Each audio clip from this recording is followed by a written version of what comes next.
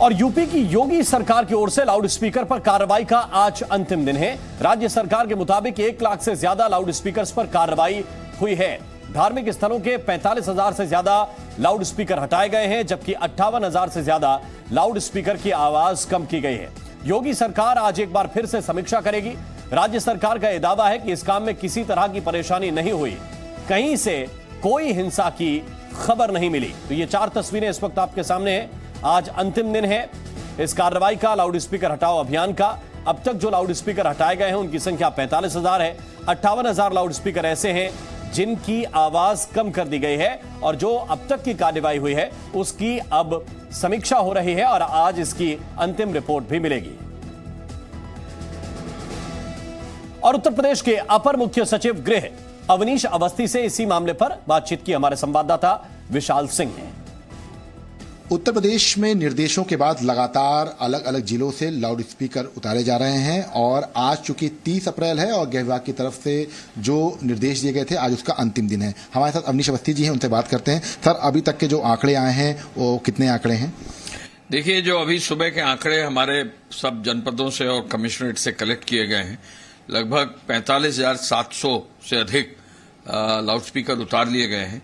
और जो हमारे आंकड़े बताते हैं कि लगभग 58,000 से अधिक लाउड स्पीकर्स का वॉल्यूम घटाया गया है।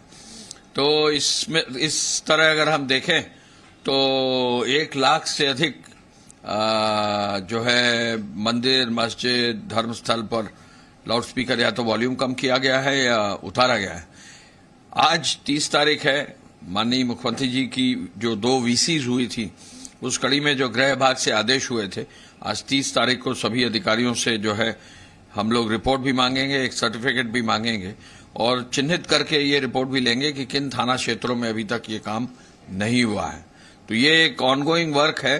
काफी सहयोग लोगों का मिला है। हर तरफ जो है मैं कह सकता हूं कि संवाद बनाकर जो काम हुआ है वो पहले कभी नहीं हुआ है और निश्चय ही प्रदेश के लिए बहुत अच्छा है।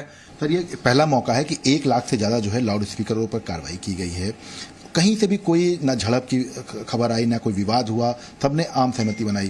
तो ये जो प्लान था ये जो कितना कारगर हुआ, ये आगे कितना और कारगर रहेगा? क्योंकि 30 अप्रैल आज लास्ट है, इसके बाद तमाम जो शिकायतें आएंगी उसको लेकर भी कैसे बातचीत की जाएगी? देखिए, मुख्यमंत्री जी का एक व्यू यह है कि डेमोक्रेसी में संवाद ही मुख्य बिंदु है और संवाद में बहुत बल है और संवाद अगर हो तो बहुत सारे बड़े काम भी हो सकते हैं।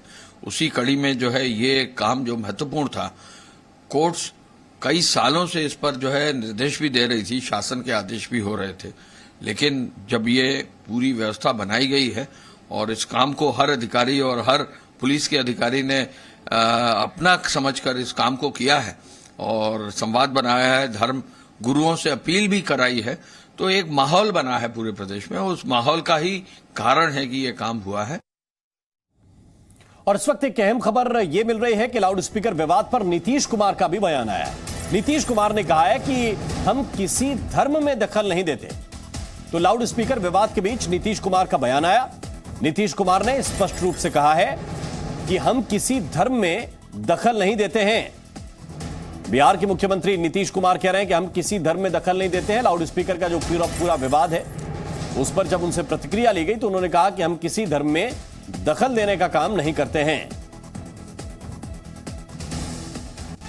तो लाउड स्पीकर का यह पूरा विवाद बिहार भी पहुंचा है। अररिया से बीजेपी के सांसद प्रदीप सिंह ने कहा है कि तेज आवाज से लोगों को परेशानी होती है। जवाब में आरजेडी नेता तेजस्वी यादव ने कहा है कि बिहार में यह कोई मुद्दा ही नहीं है। सीएम नीतीश कुमार ने भी इसे अपनी अपनी मान्यता का मसला बताया है।